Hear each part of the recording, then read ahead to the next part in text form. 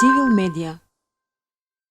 Професор Трашанска, јавноста повторно се подели околу новиот предлог закон на владата за основно образование. Министерот Адеми веќе најави тотална инклузија на децата со посебни образовни потреби, додека од друга страна пак Институтот за специјална едукација и рехабилитација имаше своја реакција во која што велат дека сметаат дека сепак во овој момент најдобро е да се остане на таа на комбинираниот пристап во контекст на образованието на овие ученици. Што е вашиот став, што сметате? Кој е правилниот начин? Секој си има своја вистина, и едните и другите, и сите оние што се поделија на една страна или на друга, нели бевме сведоци дека по социјалните мрежи многу луѓе се поделија помеѓу себе. Едните настапуваат од хумани причини, од емотивни, додека другите од професионални. Значи, ако добро ја разгледаме комплетно целата ситуација, можеме да кажеме дека ние не сме спремни за инклузија, бидејќи досега многу пати, нели, многу години се зборувало за тоа и многу пати се зборувало, имало многу проекти за за оваа тема, меѓутоа сите тие на крајот истражувањата кога се правеле, нели, покажале дека ние не сме подготвени за сето тоа. Всушност, кога станува збор за инклузија, зошто сите ја го гледаме образованието? Инклузијата ниту почнува, ниту завршува во процесот на образование. Инклузијата значи нешто многу повеќе, нешто многу поголемо. Тоа е вклучување на лицата со попречност во општеството. А за да ги подготвиме, треба да започнеме од моментот кога ги откриваме. Например, ако децата кои што се откриваат на рана возраст и имаат некаква попреченост, потребно е првин да превземеме секакви мерки да ги вклучиме во предучилишните установи, затоа што таму почнува инклузијата. Таму децата ги градат своите ставови. Подоцна тие деца ќе бидат подготвени да ги вклучиме во редовниот систем на образование. Бидејќи денес сме сведоци дека голем дел од децата, односно еден дел се буквално исфрлени од градинките. Значи има деца кои што не се прифатени заради тоа што не може да се справат учителките, заради тоа што имаат преголем број на деца. Значи, ако такво дете кој што не посетува градинка, вие го вклучите веднаш во основно образование, тоа ќе биде вистински шок. Пред се за него. Кажете дека образовниот систем во Македонија се уште не е подготвен да ја имплементира тоталната инклузија. Па не е подготвен тотална инклузија.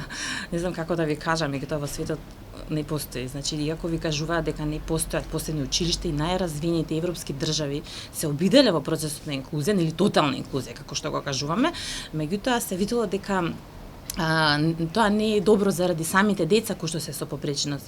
Не зборувам за деца со лесна попреченост. Постојат деца кои што имаат комбинирани потешкоти, постојат деца со аутизам кои што, например, средината редовно училиште со огромен број на деца, со ходници во кои што има премногу ехо, во кои што има премногу дразби кои што можеби им пречат, тоа ќе биде за нив голем шок. И тие деца наместо да ги изразат своите јаки страни, во училиштето ќе уназадуваат. Значи, заради тоа во светот секаде постојат посебни училишта. Не мора да одите да ги посетите. Јас имав можност да ги посетам, меѓутоа можете да стиснете на Google Maps, да отворите некои од градовите во Европа или во светот, например напишете Мелбурн и напишете Special Schools, ќе видите колку училишта во самиот град постојат, посебни училишта. Значи, целта на образованието е да ги подготви граѓаните, односно лицата со посебни потреби и сите други деца кои што се од невротипичната популација, да ги подготви да бидат спремни да допринесуваат во општеството. А нашето училиште знаеме дека денес се наоѓа можеби во некаква криза каде што голем дел од децата кои што посетуваат училиште се неподготвени. Кога ќе завршат основно образование, многу малку од нив се спремни, нели, за во средното образование, голем дел одат во гимназија, многу малку во стручните училишта, а децата со попреченост скоро и да не посетуваат средно училиште. Многу често се водат на дека посетуваат, меѓутоа не. И голем дел од нив посетувајќи основно, например, редовно образование, кога училиштето не може да им излезе во пресет на потребите, ниту детето може да се справи со околината, многу често овие деца се зависни од персонален асистент, но и седат во училиште по 2-3 часа, некој од нив. И тоа не е образование. Значи, тоа е водење на бројка. Не се виновни тука, ниту учителките кои што не може да се справат, ниту родителите со детето. Значи, на тие деца кои што сакаме да ги вклучиме во образованието, треба да им обезбедиме услови. И тоа се Тоа се премногу услови за нашата, мислам дека, држава. Значи, инклузија значи носење на сервисите кои што се потребни за детето со посебни потреби во училиштето, во средината во која што се наоѓа, а не родителите после училиште да го носат детето по разни видови на терапевти и да плаќаат. Значи, училиштето, ако детето го посетува, тогаш тоа за време на наставата, целодневната настава, треба да му ги овозможи сите потреби. Логопед, физиотерапевт, сензорна терапија и така натаму. Се што има потреба. И кога детето ќе си оди дома, да си има доволно време да си помине квалитетен дел од денот со семејството, а не семејството попладне да го носи детето нели на приватни часови и така натаму. Не сме подготвени за такво нешто. Кои се главните недостатоци во овој предлог закон и кои се вашите ставови околу тоа што треба конкретно да се преземе да се подобри ситуацијата? Многу има, ама треба да почнеме од негде. Значи, јас се радувам што веќе започна тој процес на инклузија, бидејќи тоа значи дека општеството се движи напред, дека ние како луѓе еволуираме во општество. Инклузијата не значи ништо лошо, значи напротив значи нешто добро. И ако ние не почнеме, нема никогаш нели ни да се случи. И сега треба да внимаваме дека во моментот да внимаваме на моментот кога оваа инклузија е добра за детето, кога не. Значи не можат сите деца да бидат вклучени. Видовме во весниците и на порталите такви изјави дека сите деца мора да, некои деца не можат. Значи имате деца со комбинирани попречености кои што ако правилно ги процените, ќе сватите дека тие не можат да се снајдат во средината во училиштето. И тие деца сепак треба да се образуваат, сепак можеби имаат некои своји вештини, некои своји способности. Значи тие треба да посетуваат некаква средина која што ќе ги едуцира и ќе ги максимизира нивните способности. Значи прво и основно почна да се прави нели таа меѓународна класификација на функционалности, децата да се проверат функционално. Сите деца со попречености. Кога кажувам сите, тоа значи сите.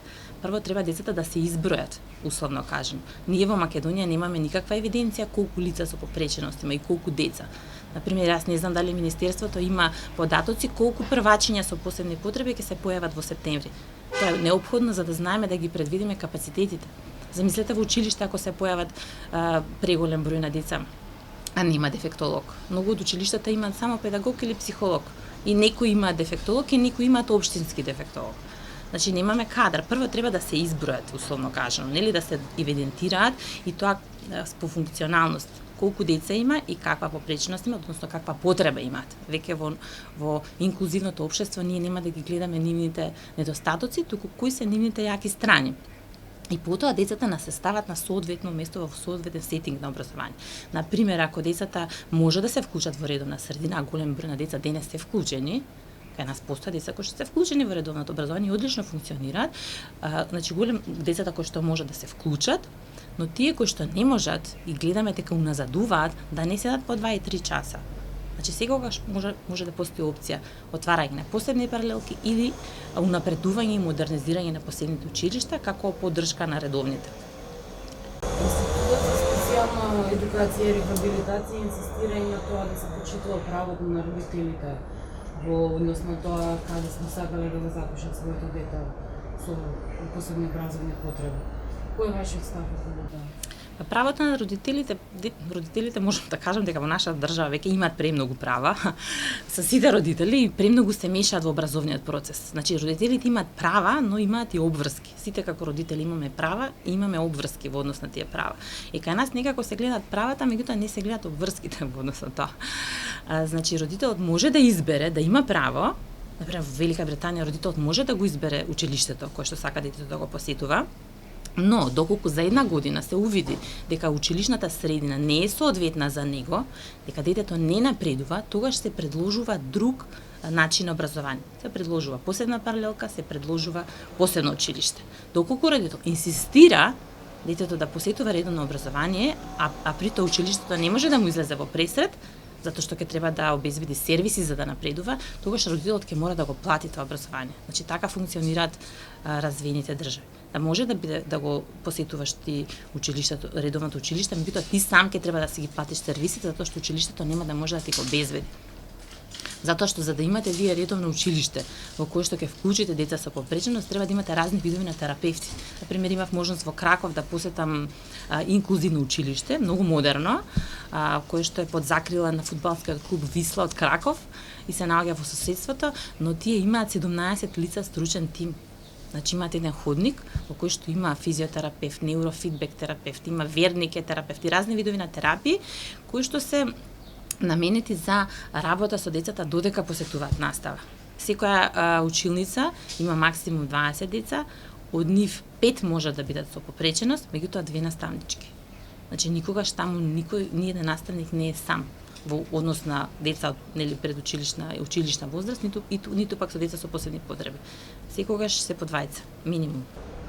Рековте дека сметате дека македонското образование не е подготвено за ваков тип на инклузија и воопшто не верувате во тотална инклузија. Меѓутоа, дали како општество сме спремни за комплетно вклучување на овие лица во целокупниот општествен живот? Само пред една година ни се случи Тимјаник и знаеме како помина сето тоа. Кој е вашето мнение? Па јас се радувам дека нештата се движат напред. Значи ние не сме назад, се движиме напред, но ќе треба за да побрзо се развиеме, да евалуираме, многу побрзо да идеме напред и ќе треба многу разумни решенија да носиме. Значи нашето општество не е комплетно спремно, се уште се носат неразумни решенија или пак луѓето си дозволуваат да навредат некого, нели да го повредат. Можеби не мислат така, меѓутоа се уште не сме нација која што емотивно се контролираме. Ние имаме се уште неконтролирани емоции и многу лесно избунуваме. Во тие моменти се што кажуваме. Значи многу пати луѓето доаѓаат во конфликт за тоа. Јас имав можност да пред 6 години да одам на обука, на едукација за инклузивно образование, каде беше творецот на инклузијата во светот. Значи човекот на кој што му се смееле на времето кога кажувал дека лицата со попреченост треба комплетно да бидат вклучени во општеството. Тој вели дека таа никогаш нема ни да заврши, затоа што секој пат нели треба да решавате нови прашања. Секогаш постојат отворени прашања, за да одите во процесот на инклузија, треба тоа да го правите многу постепено. Значи да за оваа година на пример да решите одредени прашања, наредната година следни прашања, наредната година следни прашања и така на тој начин ќе можете да ги вклучувате постепено лицата со попреченост во општеството. Ние се уште имаме луѓе кои што користат и терминологија која што ги навредува. Или имате луѓе кои што кога ќе видат лице со попреченост на улица го гледаат чудно. На пример некои му се смеат. Некои го гледаат заради тоа што им е тажно, некои пак сочувствуваат. И така исто така кога ќе видат родители на игралишта со деца со посебни потреби, другите родители ги загледуваат. Некои мислат дека тоа е заразно. Некои се плашат дека нивното дете може да го повреди, нели, да биде повредено детето со посебни потреби. Значи ние се уште немаме доволно информации за сето тоа, не сме се уште развиени, меѓутоа добро е што нештата почнуваат да се случуваат. Но за да се случуваат правилно треба да донесуваме разумни решенија. Бидејќи во овие ситуации мислам дека родителите на децата со посебни потреби и децата со посебни потреби тие најмногу ќе страдаат доколку ние погрешиме. Нели сите ние ќе разговараме, денес ќе се скараме на оваа тема, утре на друга тема, но таа тема за нив е вечна.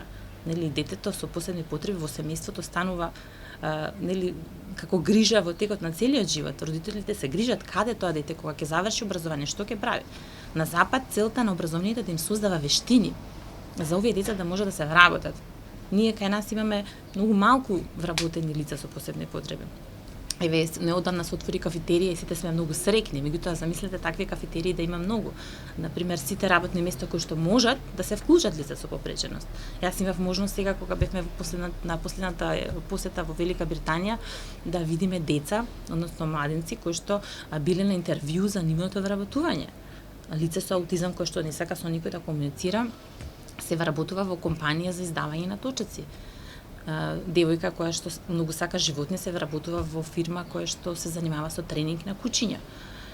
Имате лице кое што прекрасно знае да фотографира и работи во нека компанија за одржување на веб страни. И така натаму, значи тоа кај нив не е ништо чудно. И кога ги запрашав што добиваат работодавачите за да го вработат лицето со попреченост, тие викаат ништо. Тоа е се емотивно, тоа е заради тоа што секој има некој во семејството, нели, но тоа е заради тоа што тие можат да ја работат таа работа. Значи им се дава работа која што можат да ја работат, не се запишуваат во гимназии. Значи лицата со посебни потреби се запишуваат генерално во стручни училишта, во кои што се развиваат нивните вештини за да бидат конкурентни на пазарот. Кај нас имаме случаи каде што ги запишуваат во гимназии. Значи не знам која е целта. Цивил медија